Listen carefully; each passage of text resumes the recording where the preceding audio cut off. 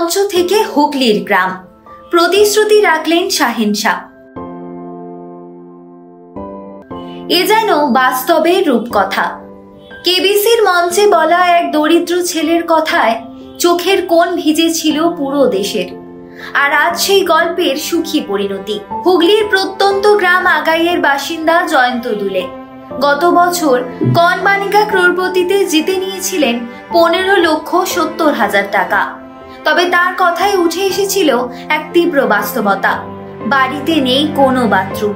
মা ও বোনকে পুকুরে স্নান করতে হয় প্রতিদিন। সেই মুহূর্তেই মঞ্চে নেমে এসেছিল এক রাস নিস্তব্ধতা। চোখে জল এনে দিয়েছিল অমিতাভ বচ্চনের। অনুষ্ঠান শেষে কয়েকদিনের মধ্যেই তিনি নিজে যোগাযোগ করেন জয়ন্তর সঙ্গে। প্রতিশ্রুতি দিয়েছিলেন জয়ন্তর বাড়িতে তিনি নিজ খরচে একটি বাথরুম তৈরি করে দেবেন, এবং ঠিক তাই করলেন বলিউডের শাহেনশা। আর জয়ন্তর বাড়িতে দাঁড়িয়ে নতুন নির্মিত এক ঝকঝকে বাথরুম।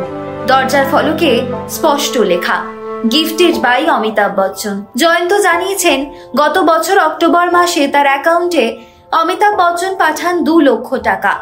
ডিসেম্বর মাসে শুরু হয় কাজ। মাঝে টানা বৃষ্টির ফলে কাজ বন্ধ রেখেছিলেন, তবে এখন কাজ সম্পূর্ণ হয়েছে। বচ্চন সাহেবের এই উপহার আমার জীবনের আশীর্বাদ, হাসি মুখে বলেন জয়ন্ত।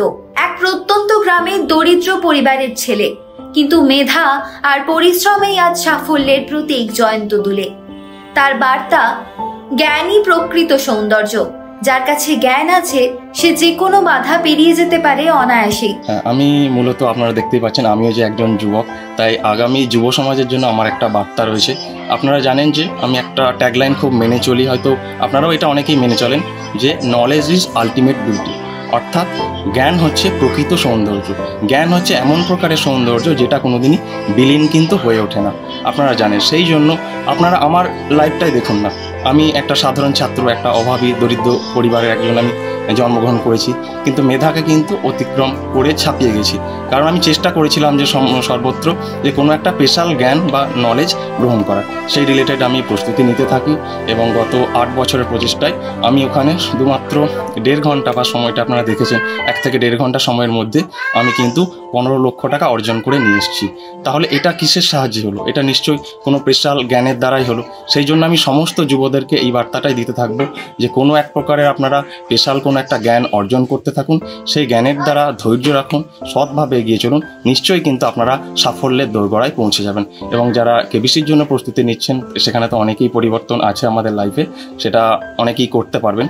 আর সবশেষে আমি একটু অমিতাভ বচ্চন স্যারকে আবার পার্সোনালি খুব ধন্যবাদ জানাচ্ছি, যে অমিতাভ বচ্চন স্যার আমাদের এত সমস্যা থাকা সত্ত্বেও উনি এটা করে দিয়েছেন। তার জন্য আমি অমিতাভ বচ্চন স্যারের কাছে আমার পুরো পরিবারের পক্ষ থেকে কৃতজ্ঞতা এবং ধন্যবাদ জ্ঞাপন করছি। অমিতাভ বচ্চনের এই মানবিক পদক্ষেপ আবারও প্রমাণ করলো তারকার আসল দীপ্তি থাকে তার হৃদয়ের আলোয়। কেবিসি মঞ্চের আবেগ এখন হুগলির মাটিতে গড়ে তুলেছে এক স্থায়ী দৃষ্টান্ত, এক প্রতিশ্রুতি, এক মানবতা, এক অনুপ্রেরণার গল্প। অমিতাভ বচ্চনের উপহার জয়ন্তর জীবনের আশার আলো।